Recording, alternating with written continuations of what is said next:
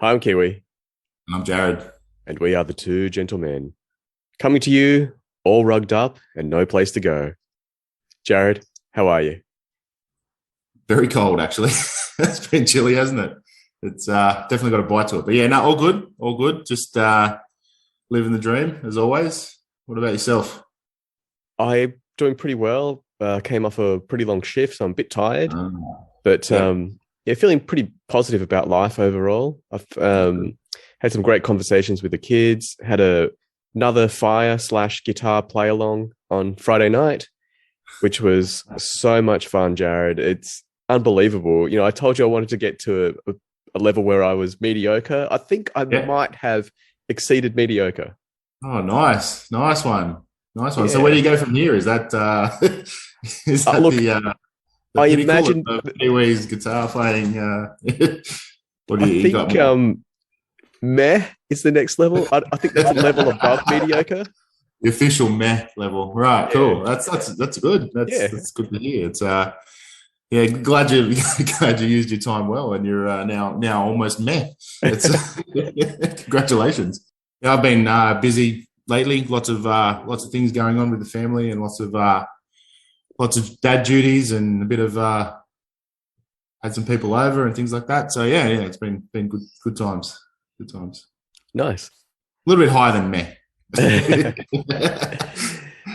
Well, Jared, growth is all relative, and I've said that many times, and I'm really proud of where I am now with guitar. I'm moving my fingers around Mm, relatively quickly. Playing simple chords, you yeah, probably wouldn't know the if you were just watching my hands, you wouldn't know the difference between me and someone who's been playing for many more years. So cool. now, if Slash woke up and played guitar like me, he would he'd go to a doctor and go, "What's happened?" What's happened to me? But hey, for me, this is huge. And it makes you wonder, all your little wins in life, all your Mm. wonderful achievements quite often mean nothing to anybody else, don't they? But to you, Oh, you're yeah. so proud. And look, I'm going to put it out there. I feel great for what I've done. Look, so you should, Thank but I you. suppose that's at the point. That's like once I say that, that's it for me. Like, I'm like, okay, cool. Kiwi can play guitar. Well done. I'll get on with life. But I mean, that's not being harsh, but that's just, I suppose, reality. The other side. I mean, for me, lately, I had three internal doors to replace, and I've never done it before. And it sounds simple, just put doors on a hinge. That's it. But to actually go from the scratch and buy it, paint it, cut all the hinges in, like sink them all in, marry them up to the door frame, sink that in, and there was quite a ordeal for someone who's not handy like me. And it took me, I don't know, it probably took me much longer than it should. But I did it, and the doors work, and they're the best three doors in the house, and I'm really proud of it. But no one notices. Not even my family notices. I just close the doors, they're slamming them. Like, I don't care. I don't care the work I put in. I was there, and I'm like, when I do intricate stuff like cutting in, like when I say cutting in, it's like, well, cutting in when you're painting, but also using a chisel and just knocking off a little bit of wood, like a millimeter of wood. Mhm. I get really like stressed, and I'm there sweating and stuff. Like I'm thinking all the work that I did, and they're just slamming them in anger. No, not in anger, but they're slamming them, and don't care, and not even my family notices. It's not cool. But I'm super proud. I'm super proud that I actually know how to do that now. I definitely wouldn't charge anyone if I ever did it for them. I wouldn't I wouldn't consider myself anywhere close to a professional. Like I said, if a professional did the job that I did, they'd be worried. They'd be going straight to the ER, wondering if they've had a stroke or something. So, but, yeah, I'm in the same boat there. So Well, thank you for sharing that with me, Jared. I am proud of you. I'll tell you that. If I can ever it's afford petrol to get out to your place, I will go and visit just to see these doors. open the three doors, open and close, and they're quite smooth. No. I do it daily. No. Yeah, no, but look, it's a thing, isn't it? Like you've got these little jobs or moments in your life that you want to celebrate. I suppose not many people really care that much, to be honest. Let's be true. But, you know, like as a nice human being, you know, like you're like, oh, cool. You put some doors on. That's awesome, man. Well done. But, you know, then life moves on and so on. But I still want to celebrate those doors. So hopefully there's a parade waiting for me later. I think there will be. Look, I'm going to go out on a limb here, Jarad, and I'm going to say Roger Federer probably doesn't listen to our podcast. Probably. So I reckon most of our listeners are guys like us, who might have done that one heroic thing in their lives. I mean, if you save a cat and you end up on the news, that kind of defines your life, doesn't it? It's like a huge deal. It's like, wow, you were a hero. You're that guy. But for most of us, and I think for most of our listeners, we're these ordinary guys who, no one would ever recognize in the street, not famous in any way, and we just get on with it. This weekend, Leighton Hewitt got inducted into the Tennis Hall of Fame, which is a huge achievement, I think. Yeah. But, and most of us will never achieve anything like that. I don't think, look, I don't want to, put you down or anything, but you're not getting into the Door Hangers Hall of Fame, Jarad. No, I know. I'm aware of that now. But look, we live these pretty ordinary lives, and I think these small wins are really important. And it's not us trying to big ourselves up or anything, but like I said, it's all relative. You do something, you feel good about it. I mean, you chiseling a millimeter off a bit of wood, that's a real thing that you're doing in real life. I write things, I make a mistake, I Control Z, I can just delete a whole paragraph. No one cares. You're none the wiser. You stuff that up. Well, that's a real physical thing in your house. I don't know what you do. You smooth it over with putty or something. It shows how much I know about this sort of stuff. But no, you're on it. I'll give you a lesson. Or if you like Moneybags Western, you just buy a new house. Buy a new door, or house, No, but the little wins, the little wins, they're the ones that keep you going, and it's nice to be able to celebrate them. It just reminds me, like there's many times that it sort of happened with, I've tried to, celebrate them, or people have done it with me, and it's getting me thinking back. Like, hopefully, I gave them enough credit for when they told me about their achievement, or they've sent me recently. A mate sent me a video of things that he's done around his newly bought house, and I'm like, oh, good. Hopefully, I celebrated enough for him. Yeah. And I guess he's looking for that validation, isn't he? Like when we share something like that, we want that feedback for someone to come back and say, "Oh, that's a great job." When I do something, like, I know if I've messed up or whatever, but also you're a bit harsher on yourself. So, like, I know when I paint the house, paint internals, I know that little speck that I put onto the roof, or I know that little bit that didn't come out properly. But if you look at the whole paint job as a whole, someone who comes in and goes, "Oh, wow, that looks amazing, your house." We painted it ourselves. But they don't see those little imperfections. So I suppose it's nice to hear someone go, "Oh, that's a really good job," rather than, "Well, that's a good job except for that bit." Like, you missed that. Yeah. And I suppose we are hard on ourselves. So when we do present something to the world, or to your friends, or to, whatever, it's nice to get that, that little bit of niceness back, I guess. Yeah, definitely. I think another nice feeling is surprising people. When people don't realize that you had that in you. Yeah. It's like, wow, you can do that. Like, one of our best mates, he's a fantastic pianist, but of course he doesn't call himself a fantastic pianist. Imagine introducing yourself as that. "Hi, I'm Steve. I've got to try. But I've heard him play, and he can play anything. I'd love to be able to pick up the guitar, look at a piece of music, go, "Oh yeah, that's easy, piece of cake." But he's that good, but he can't say it because it's part of Australian culture, really. This whole tall poppy thing. We're quite self-deprecating. We don't like to big ourselves up.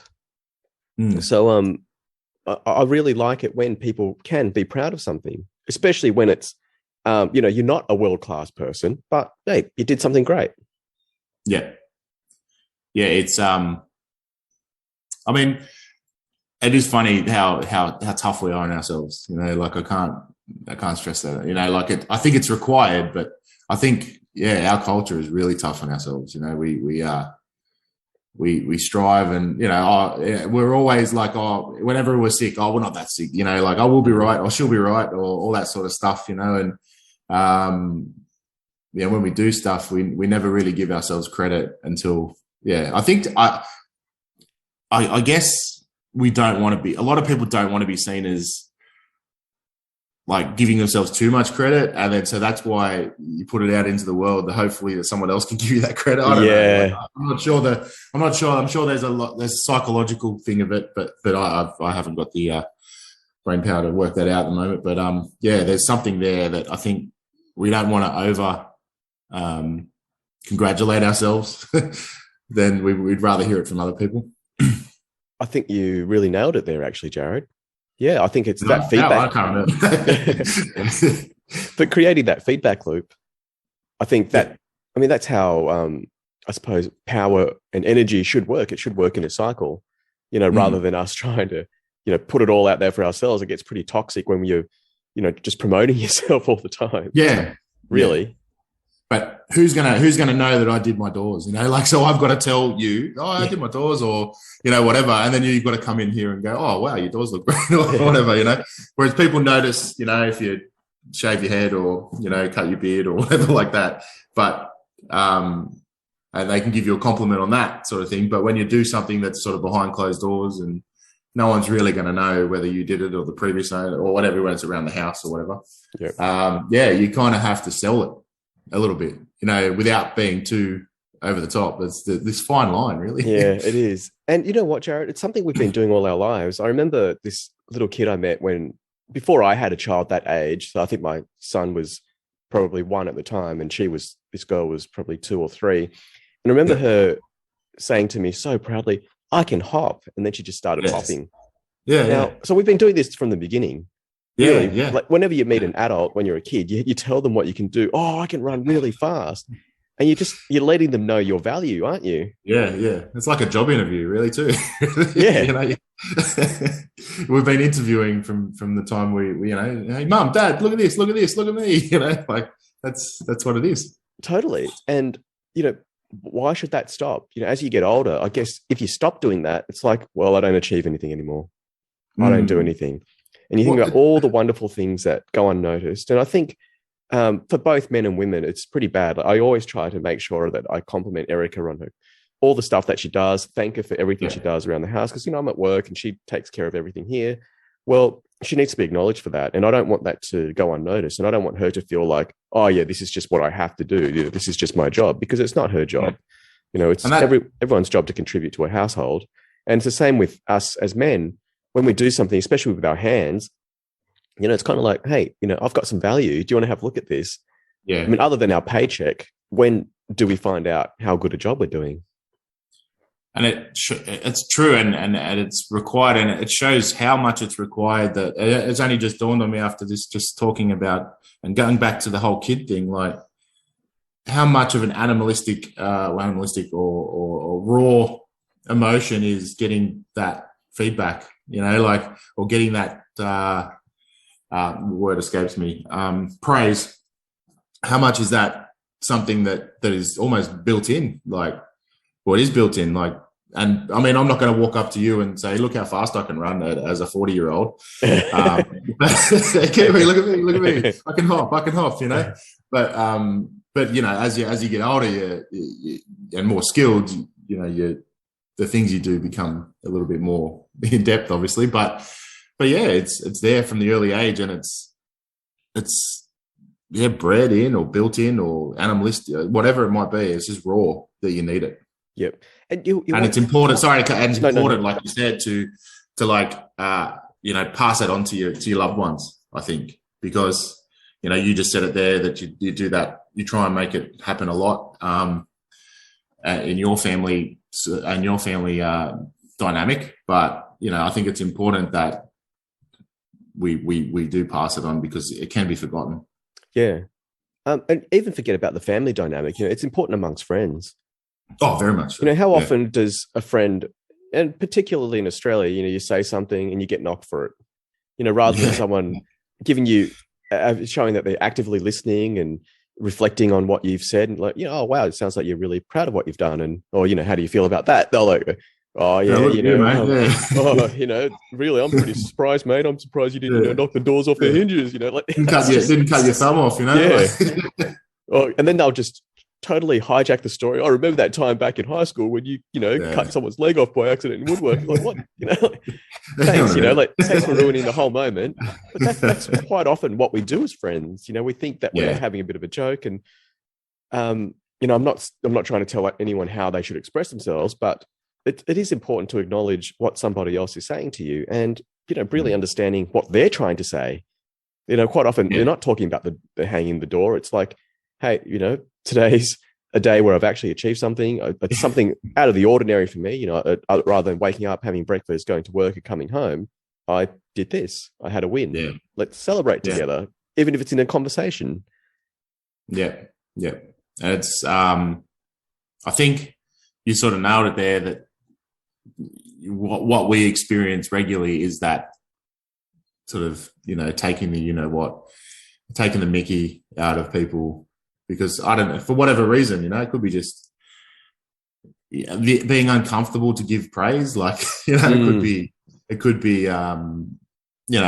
not jealousy is probably a wrong word, but they could have like, oh man, I'm supposed to be doing that sort of work around my house and I haven't done it, like, so I'm just going to change the subject, or, it could be, that's just two little points, but like, I think, it could be the uncomfortable giving praise, I think, is a big one, because it's just, I don't think I am that comfortable when it comes down to it. Like, I try to, but then I overthink it. Like, I'm like, am I sounding weird when I do this? Like, or am I, like, I don't know. Like, it's just not I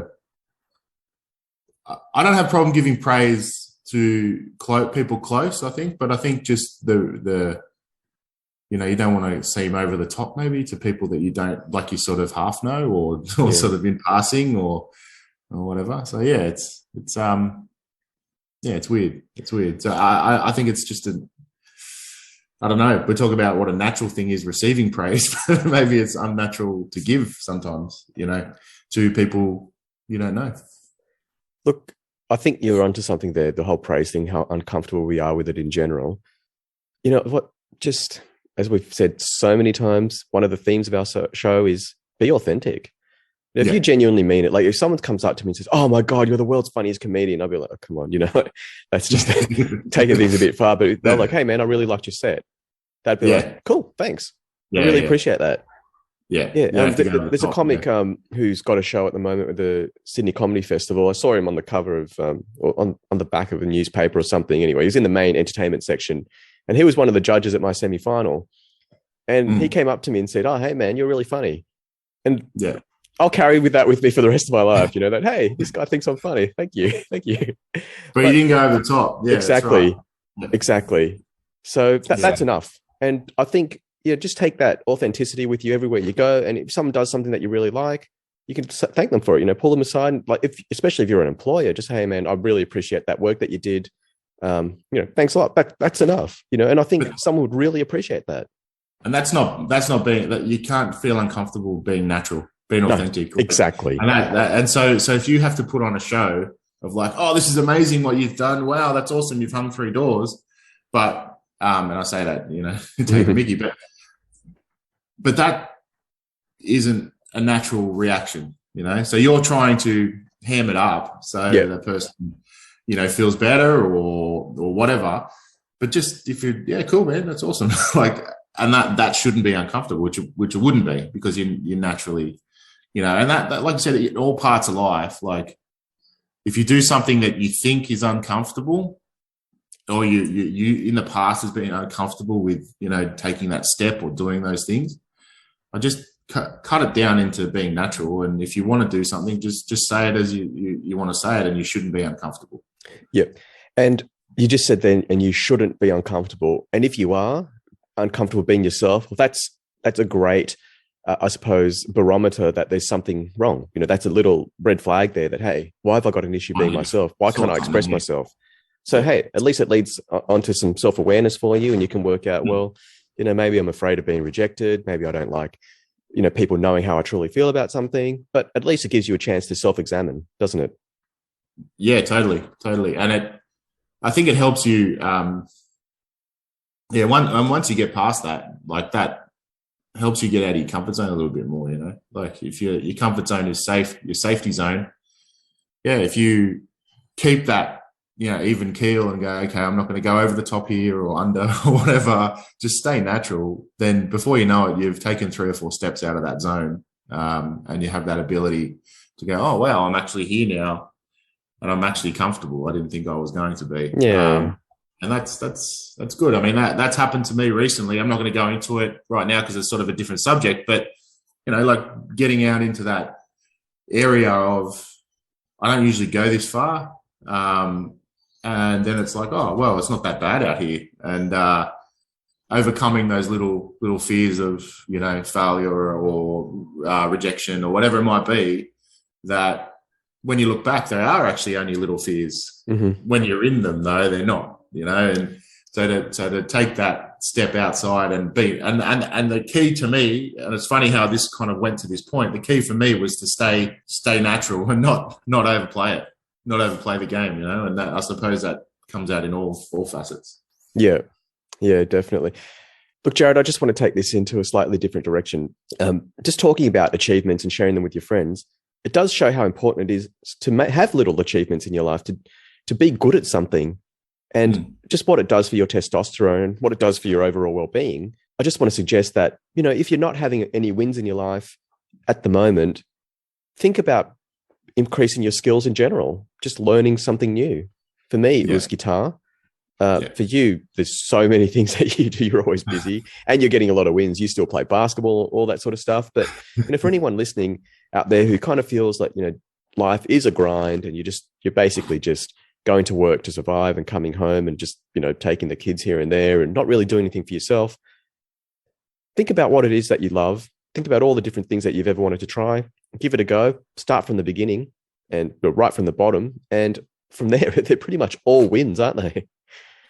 They're all gains and all wins. And I can't advocate that enough. I've seen it firsthand happen quite recently, and I've seen it happen in the past where people I know and people I'm close to have done that, and they're a different person. Not a different person. They've got a new lease of, they've got that sort of, that everything's sort of coming up Millhouse. It's coming up well. It's going well for them, and like you said, everything's a win. Everything they do, whether it be the first time they, do something really simple, that's a new learnt, behavior or a new skill set that they've got, and it's pretty cool to watch from the sidelines. Yep, and it's great when they share it with you as well. Yeah, that's right. And but then then it's trying to celebrate it without being over the top. Yeah, and that's when things get toxic in life. When you start getting stuck in something and your ego becomes too big. And I'm not trying to cut people down. I don't want to turn this episode and go, oh, hang on, you can do it, but only to this level. But until but don't stop. Yeah, that's it. There's no roof. But you, as an individual, when your things are going wrong, and when you're acting in a way that I suppose it's a bit distasteful. That's all. Yeah. Yeah, you know that, and your self-awareness will pick up.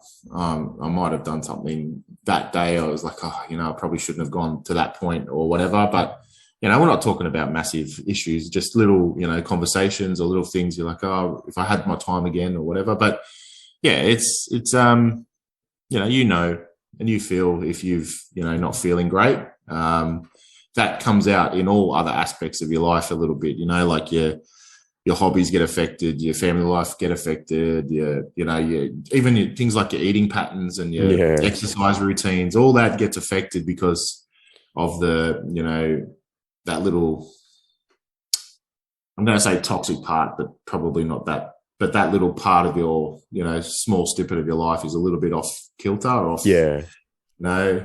So it has an effect on all the other little parts of your life that are going well. So, counter that with another hobby or another learning something new, or trying to fix the little issue that you've got. on the other end. The other great thing about learning something new is it is a great exercise in empathy. When you're teaching a kid something, quite often you're like, how can you not know that? Or when you're teaching someone at work something that you've been doing forever, you're like, seriously, man, that's just common sense. Well, it's not. No, it's just that you've been doing it forever. And if you think, if your kid can't throw very well, you start throwing with your left hand. Then you start writing with your left hand. And you're like, wow, this is actually hard. This is starting from the beginning. Learn to read Chinese characters. If your kid's struggling to learn to read, that's what it can be like for people. So for me, learning new things constantly, it's a really good way to always be humble, because you're starting at the beginning constantly. Yeah. And you're putting yourself in that, you're opening yourself up to that situation of like, I'm very vulnerable now. Yep. And whatever it might be that you're learning. But it definitely gives you a lesson, all those wonderful things. Yeah. Well, you did say, Jarad, that was the next stage of your growth in life, working on your empathy and becoming more empathic, even though you are very empathic, especially with the job that you do. But it makes growth infinite, doesn't it? Yeah. And I think I've also said I'd like to, continue, no matter what age I am, like to keep learning things and doing things. I mean, I'll put my hand up and say, talking about outside comfort zones like that for me, becoming that vulnerable is tough. But like we just said 10 minutes ago, if you approach it with a really steady, authentic way, then, you've got to start somewhere, haven't you, really? Like, no matter what you put your hand up to learn, you can't just get straight on there. And like you said, you can't just get on there and be able to throw a baseball straight away. You can't just jump straight on first base, and try and, or straight on the pitcher's mound and try and throw a pitch. Like you have to learn from the bottom up. Yeah. And you know what? There are those freaks out there that can, and good on them. But for us ordinary folk, which is most of us listening to this show, I'd say we're not that good. So don't be afraid to start at the bottom. Don't be afraid to learn. Don't be afraid to put your hand up and say, hey, can you help me with this? Because it's not always easy. No, it isn't. And, stay humble. And that'll help you through a lot of things. Exactly. Thanks, Jarad. Look, I think we've got a fantastic listener base who really understand and agree with that message that, humility, empathy, and growth is essentially at the cornerstones of a beautiful life. And I'm really proud of, what we're encouraging, Jarad. I'm really happy with what we've done. And this has been really new for us as well. We've only been doing it for about a year now, just over a year. And it's certainly humbled me and certainly taught me new things. And I'm hopefully growing every single episode that we do this. Yeah, I agree with that wholly. It has been a ride of certain little things where you look back and you're like, oh, okay, I've learned from that, or I'll do this better next time. And that makes you humble. That makes you learn. That makes you understand that, you don't just pick up in this case, a microphone and talk, sometimes you do make mistakes, and that's part of it. It's part of the journey, I guess, if you want to get all into that. Yeah, exactly. Speaking of journeys, I just want to give a shout out to a few people. I've got a friend, listener zero, Sophia, who's in Europe at the moment, having the time of her life. Wow. Hopefully she's still tuning in, but this one's for you. And also a very loyal listener, Dave. Thank you for everything you do. And thanks for being so kind to my family. Awesome. I haven't got any shout outs, sorry. You're the shout out guy. I am. Again, thank you everybody for listening. Please get in contact with us privately. Say hello. We'd love hearing from you. Contact us through Instagram, Twitter, Facebook, YouTube, and keep tuning in. We love doing this. Thanks, Jarad. Thanks, mate. See ya.